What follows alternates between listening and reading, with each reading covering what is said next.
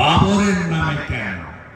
বাবর ছিলেন লুটেরা, বাবর ছিলেন বলাৎকারী, বাবর ছিলেন ধর্ষক, বাবর এসে মন্দির ভেঙেছেন, হিন্দু মা বোনের ইজ্জত লুটেছেন, হিন্দুদের ধর্ম পরিবর্তন করিয়েছেন।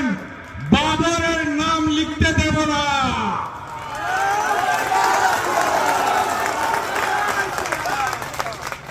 আপনাদের ঠিক করতে হবে, মমতা ব্যানার্জির জোর নেই।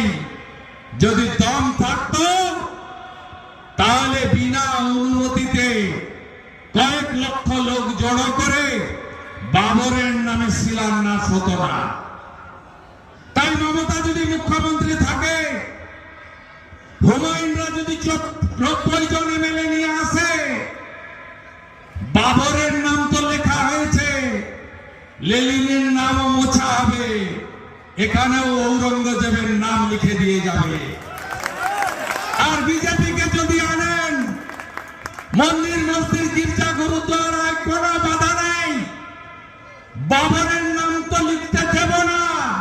সঙ্গে গোটা পশ্চিম বাংলায় ঔরঙ্গজেব, শাহজাহান, হুমায়ুন কারোর নাম রাখতে দেব না।